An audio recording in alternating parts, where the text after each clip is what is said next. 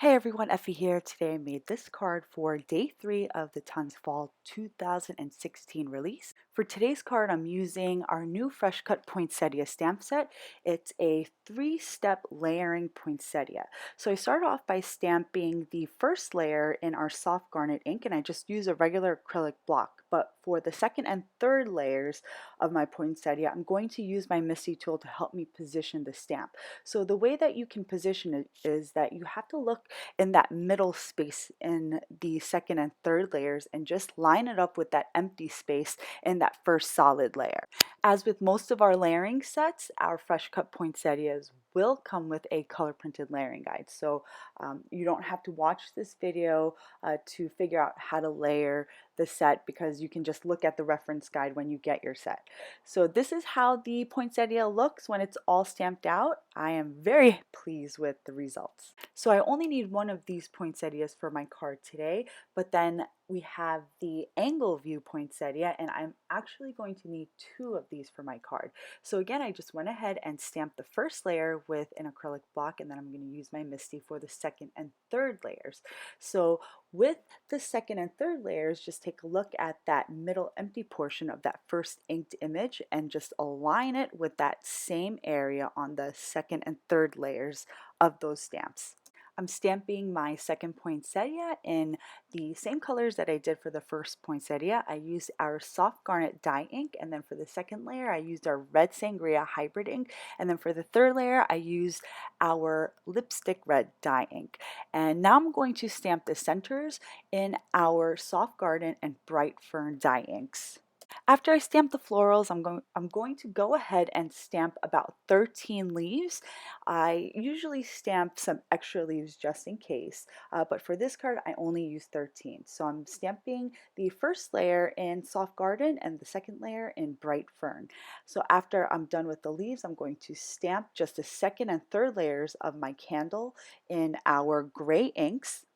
Now this set does have coordinating dies, and they will be available on Monday, September 26th, when everything goes live in our shop. So when you die cut these candles, I suggest that you do them in a straight row across instead of up and down, because I made the mistake of stamping these vertically, and I didn't have enough room to die cut that flame area, so I had to re-stamp them.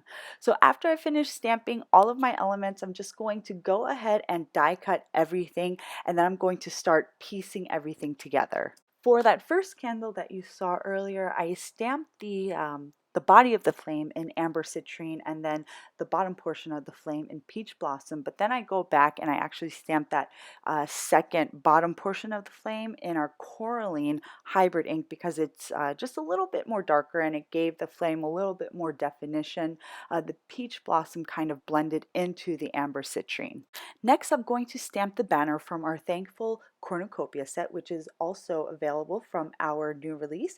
And I'm just going to heat emboss it with some gold glitter embossing powder, and then stamp the Merry Christmas sentiment from our Christmas poinsettia mini stamp, which is an incentive stamp that we're having a promotion with in our fall 2016 release. If you spend over $100, I will include this mini stamp in your orders. There is some restrictions. Just check out our blog post for more details on the promotion. So next I'm just going to die cut a circle from our Glossy Fine glitter gold adhesive paper, and I'm using the third largest die from our double stitched round die set. And this glitter circle will serve as our backdrop for our floral centerpiece. So I took my die cut piece and I traced a circle around a A2 size card panel. And now I'm just going to start blending some ink around the edges of that circle. I use our Beach Blondie ink, Amber Citrine ink, and then later I'm just going to add a little bit of Peach Blossom at the tip to give it a little bit more of that glow. And I'm using some Clarity Stencil brushes to blend that ink onto my card panel. When using these brushes, you want to start by blending off your paper and then kind of ink onto where you want to blend, because it does leave a mark when you first touch the brush to your cardstock. I started blending in the center of my circle, so you saw like a kind of a dark mark, but it didn't matter because I was going to cover it up anyway. So now I'm going to start piecing my floral scene together. I put the two candles down with just one layer of foam tape, and then the center candle is going to go on a double layer of foam tape. Now I'm going to just start adding the leaves to my poinsettia. This poinsettia is going to get 5 leaves. And the other poinsettias are going to get 4 leaves. And I'm just adhering the leaves directly onto the back of my florals. There was a lot of foam tape involved in the making of this card, but I actually don't show it on video because it's not that interesting to see. But my suggestion to you is that if you're going to make a similar card, just know where you're going to position your elements and layer your foam tape accordingly.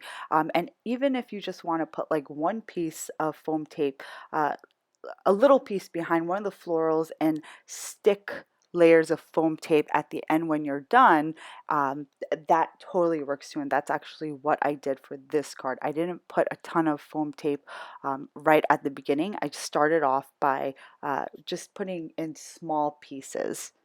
And then I just built my layers up, and then at the end I just I added additional foam tape because it's easier to add foam tape than take it out. Once it's down, it's done. So I trimmed this panel down. It's a little smaller than A2, and then I popped it up onto a top folding card base using additional foam tape, and then I finished off the card by adding some glass zipper sequins all around the card, and now the card is complete. Thanks for watching, guys. Don't forget to check out the rest of the release, and I'll see you next time. Bye!